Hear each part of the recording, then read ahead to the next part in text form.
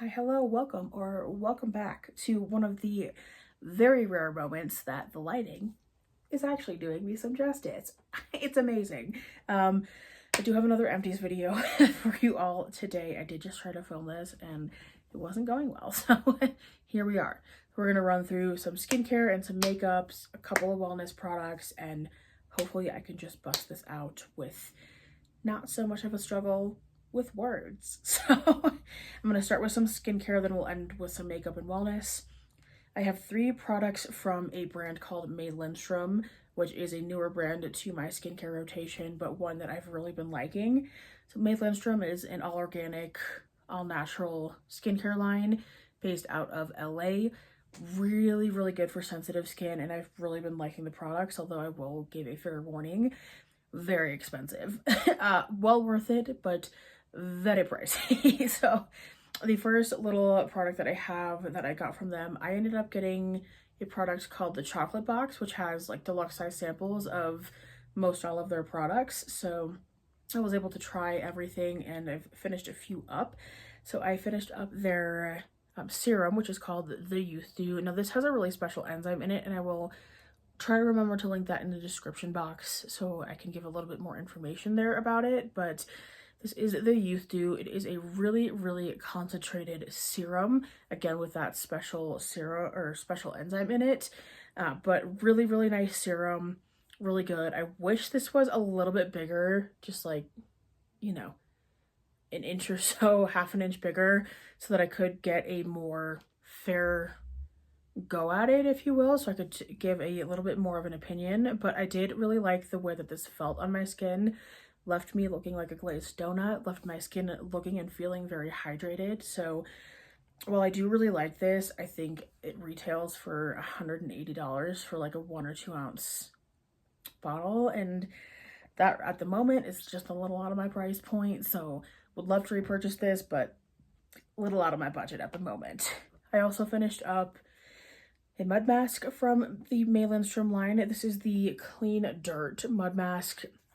There are a couple of different mud masks from the Lindstrom line. There is the Problem Solver mud mask, which I am still working on a sample of, and then the Clean Dirt. I really, really like both, but I liked the Clean Dirt just a little bit better, which is why it's fully gone. I think this one is a powder formula, so you mix, I want to say like a teaspoon of the powder in with a little bit of water, mix it up, and when it starts foaming, you apply it, leave it on for 15 to 30 minutes, and this just left my skin feeling very, very smooth, very refreshed, and I did really like this, although I will say there is a little bit of a learning curve with getting the measurements right, because I feel like if you put too much water in, it can be a little bit thin and funky, but you have to kind of get it just right. And I think when you purchase the mud masks, it does come with like a little instruction booklet or instructions on how to actually like portion it out correctly. So I think that was partly user error in the first couple of times trying this, but did really enjoy this mask. The last product from Lindstrom that I ended up finishing up was the Jasmine Garden Mist Spray. You can use this as kind of an end to your routine during the morning or at night, or as a refresh for makeup or just skincare throughout the day. And again, I just wish this was like a teeny little bit bigger, because I feel like, I mean, I don't know if I just sprayed too much for the first few times I used it, but I felt like I went through this little sample size so quick. But I do really like this product. It does have a natural cacao scent to it, so kind of a chocolatey scent, which cacao is a really big component of just the Lindstrom line in general, but did really enjoy this. I felt like I used it quite a few times throughout the day to help refresh my makeup. My makeup looked really nice after being refreshed, and my skin generally after using kind of masks and at the end of my skincare routine, my skin just looked really, really nice and refreshed and very, very hydrated. So did like this one as well. I did finish up this Evidence cream as well. It was the night moisturizer, and this is a really fun line. It is a Japanese and French technology, which was really fun. I really liked the smell of this cream as well. It was a thicker consistency, as you would kind of expect from a nighttime moisturizer. Thicker consistency, really clean smell, so not overpowering by any means. and I just felt like it was like a very rich, very nice cream, very hydrating to the skin as well. Left my skin looking really, really glowy, which I like. Getting into some serums that I finished up. I ended up finishing a serum from The Ordinary. This is the Ordinary Argiline Solution number 10. This is supposed to help with fine lines and wrinkles. I noticed the biggest difference in the wrinkles on my forehead when I used this consistently. I felt like it did a good job of making them look less obvious on my skin. I would like to get a bottle of this and use it kind of exclusively on my under eyes for the fine lines under my eyes and see what kind of difference it made there, because I do feel like it did make a difference in my under eye fine lines, but I would like to use this in a more targeted effort to kind of really emphasize or target the fine lines under my eyes to see what kind of difference it would make there. I did also finish up a deluxe size sample of the Peter Thomas Roth Peptide Skinjection Amplified Wrinkle Fix Serum. I did really enjoy this, although I wish that, again, it was just a little bit bigger, but I did get like about 5 uses out of this. I used it kind of more exclusively on my under eye area. I really liked the consistency of this. This compared to the Ordinary serum I finished up, I would say that I liked the consistency of this one better because it was more of like a thinner cream texture than an actual like really liquidy serum, which you have to use kind of a dropper to get out of from the Ordinary, but did really like the consistency. I would like to purchase a full size of this, again, just so I can use it on a more consistent basis and really kind of see the effects of the cream over time versus just 5 days. But I felt like this did a really nice job with my under eye fine lines. Did feel like I saw a little bit of a difference and improvement in the fine lines there. So did like this, but would like a full size eventually. Last kind of skincare item that I have is from Lumi. I did finish up a little like baby size of their whole body deodorant in the lavender sage scent. Obviously, I got this on a clearance at Walmart. Shout out to the clearance section. It's my favorite spot to shop, but I did find this there. I did like it, although my only gripe with this product is that I would say, again, a bit of a learning curve, just because I feel like it squirts out so much product initially that you're kind of left with so much deodorant that it's kind of like, you know, it's kind of left on your hands and you're like, what do I do with this? Obviously, it's a whole body deodorant, so not that hard to figure out where else to put it, but I do wish they had like a pump on this so you could pump it out and make it a little bit easier for kind of product control, so you could control how much comes out a little bit easier. But did like this. I do have a full body size, or a full size of their whole body deodorant in, I think, a citrus scent that I'm currently working on. So did like the formula, but I would say one gripe is the cap, because I use too much product and that might be just a me thing, but here we are. All right, let's run through some makeup really quick. I did finish up a concealer from Too Faced. This is the Born This Way Ethereal Light Concealer.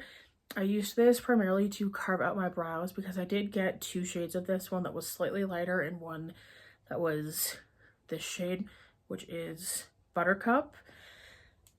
I got this, and it is just a touch too dark for me to use like on my face, but again, used it to carve out my brows to kind of put on before foundation. There we go, words. I did find this at a cosmetic company outlet, which, if you don't know what those are, cosmetic company outlets, or CCOs, are brands that have CCOs. Okay, cosmetic company outlets sell products that are all owned by Estee Lauder. So it has Too Faced, MAC, Smashbox, Tom Ford. It has Aveda in there as well. There's a lot of different kinds of brands that you can find at a CCO for much more affordable prices. So I got this, I think, for $11, which is an awesome deal for a kind of higher end concealer. Did like this. Again, I did end up getting 2 shades, and I do like the formula of this a lot, although I think this one may be discontinued, but I'm not entirely sure, but did like that concealer. I ended up finishing a L'Oreal Infallible powder as well. I am such a fan of the L'Oreal Infallible line just as a whole. I think they do a really good job with their products. I really like the Pro Glow and Pro Matte foundations as well, although I don't love that those foundations are in a squeezy tube.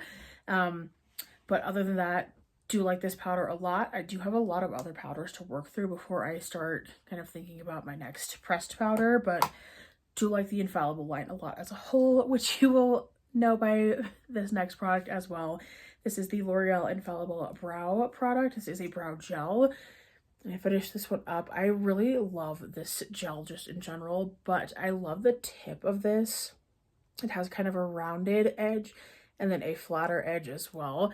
So you get a really good opportunity to carve a really precise brow. I'm working through some other brow products, so I will find my way back to this one eventually, but L'Oreal Infallible products just generally, I very much enjoy.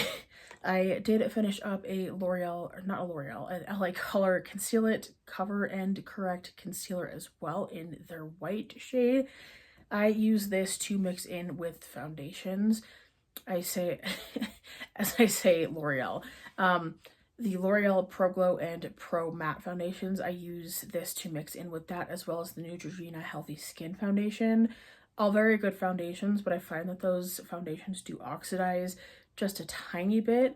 So I do have to mix it in with a concealer just to get a slightly lighter shade so that when it does oxidize, it oxidizes to my actual like face and neck color versus just looking like an orange mask, because ain't nobody got time for that. So I also ended up finishing up a One Size Beauty Until Dawn setting spray. I really like this a lot. The only gripe I have with this is that it kind of smells like a hairspray, which with a setting spray that is mattifying and waterproof, you kind of expect that, but I just wish that it was a little less in your face, a little bit more subtle. Other than that, really beautiful product. I think this is my second or third can of this.